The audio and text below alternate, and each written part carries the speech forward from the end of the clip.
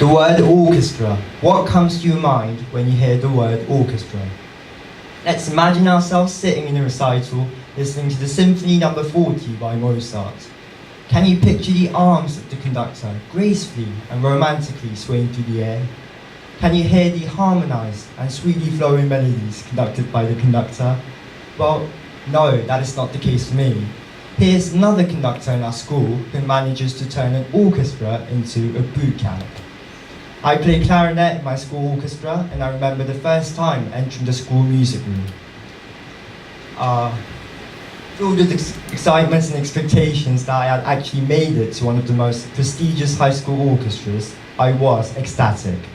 However, upon entering the room, I realized that I was indeed a dreamer. Screeched across the room was the squawking of this lady shaking her finger at students with his head down. Since then, I learned that I need to do as I'm told, never go against anything that she says, and prepare to be obliterated if I turn up late at practice sessions. I could not feel the oneness as an orchestra between the members. I felt like we're all there not for the love of music, but to impress our future colleges on how well-rounded individuals we are. Ladies and gentlemen, what do you think is required to lead a group in harmony? Is it intimidation, coercion? I believe loyalty is the key to good leadership. Then how do you gain loyalty? I believe loyalty is something that is returned, not gained. Therefore, I believe a true leadership is one that is inviting rather than intimidating. While intimidating leaders charge ahead only to find out no one behind them, inviting leaders receive loyalty by giving loyalty first, through the process of inviting people to follow their way. The movie The Devil Wears Prada exemplifies that it is always inviting over intimidating. The movie is based on the best-selling novel of the same name by Lauren Weisberger. Weisberger served as an assistant to fashion's most fearful and intimidating figure, Anna Wintour, the editor-in-chief of Vogue magazine. However, Weisberger later quit that job to write a novel on the fashion publication industry, especially on how her former boss Wintour made her life a living hell through the depiction of the icy fictional character Miranda Priestly. This was a sweet revenge for Weisberger after all, while she made a fortune by revealing her cruel boss's true nature and giving her former workplace a bad name. Wintour gained a label from the media that still follows her, the Nuclear Wintour. This shows us that the lack of loyalty brought by intimidating leadership will only backfire at the leader himself. On the other hand, Lee Junoo, the CEO of the Korean phone maker Pantech, exemplifies what invitational leadership is all about.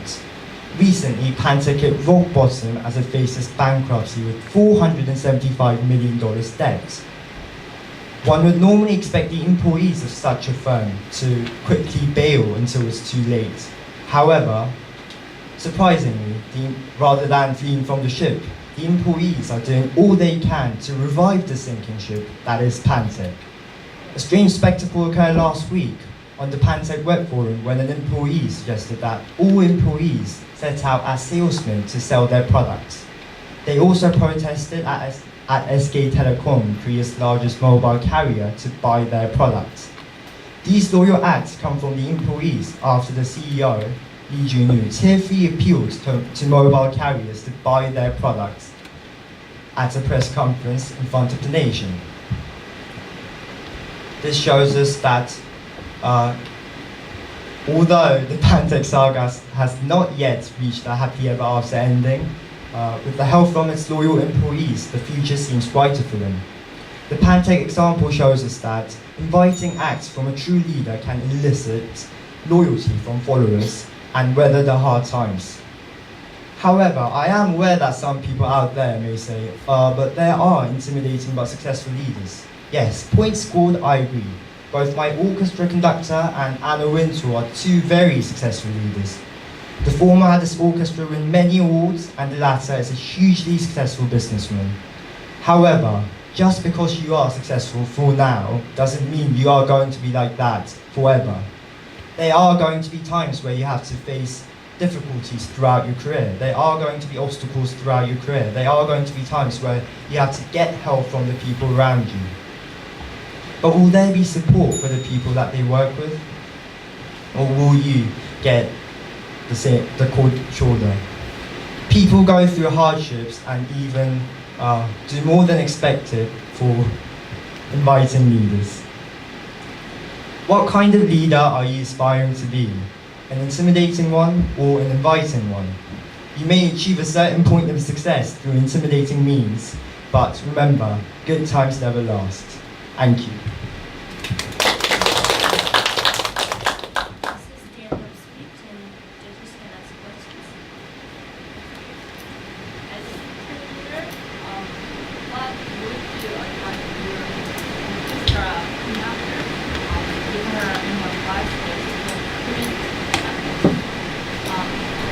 and I think it's high confidence. I know her. Yeah, seriously. Yeah, but if you want, I can let her know about what you said.